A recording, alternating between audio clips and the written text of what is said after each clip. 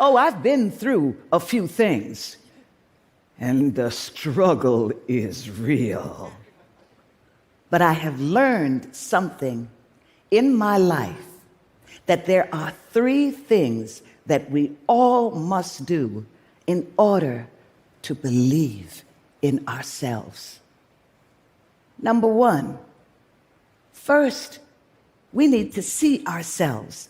I mean, really, truly, deeply see ourselves for who and what we are in order to believe in ourselves. I'm a child of the 60s, and that was hard. Ooh.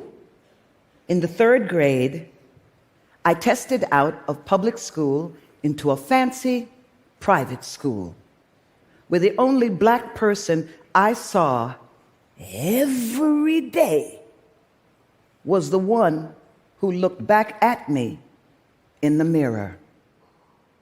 I was by myself, and I was all alone. And the things that were said to me, and I'm not talking about just the kids, but the adults too. And when I would come home from school crying the ugly cry, my immigrant Jamaican mother would sit me down in front of the mirror and ask me, "Do you see an N-word? Do you see a liar? Do you see a big lip monkey? No. So dry your eyes. And when you go back to school, remember, you are rubber, they are glue, and every ignorant thing they say about you bounces off of you and sticks to them."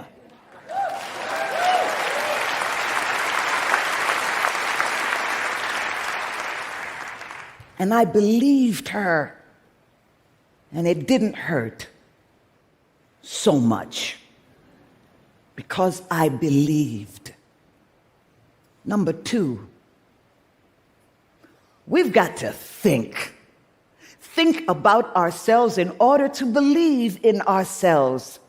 Growing up, my dad had a sign on his desk, and it said, "Think." Think.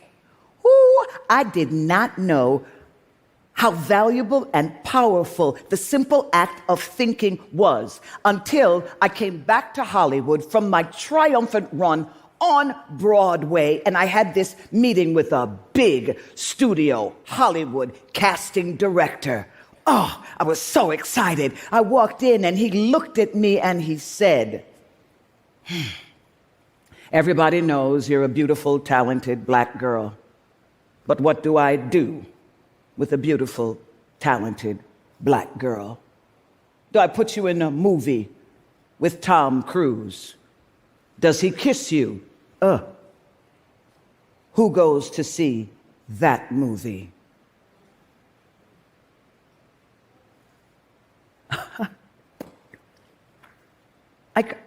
I could not believe that man had just said that to me, to my face, and he hurt me.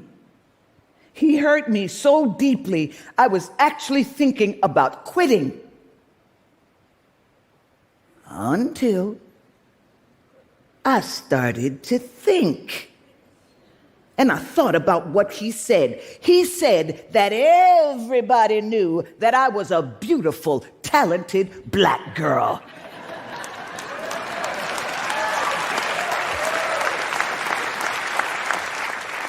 And that I deserved to be cast in movies with the likes of Tom Cruise, and he should kiss me.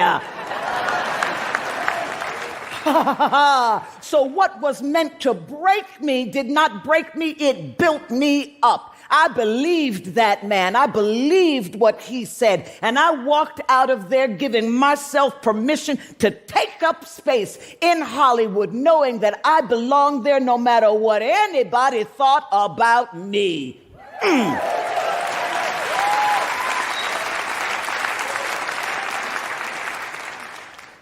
Thirdly, we got to act like we believe in ourselves. Oh, yeah, because when we believe in ourselves and act on it, we create possibilities that never would have been possible had we not just believed. Okay, so I will tell you another story. I will never forget walking to one of those crowded Hollywood rooms, and I see Harry Thomason, producer Harry Thomason, who is married to Linda Bloodworth Thomason, writer-creator of the series Designing Women.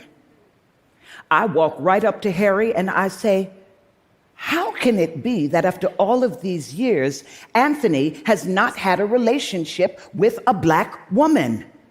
After all, the show takes place in Atlanta, Georgia.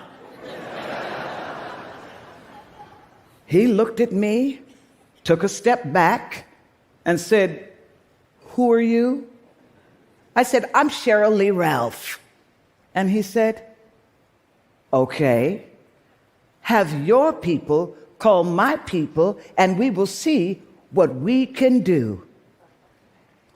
And guess what happened? I got cast as Etienne Toussaint Bouvier, Las Vegas showgirl turned Anthony's wife for the final season of Designing Women. Oh, yeah.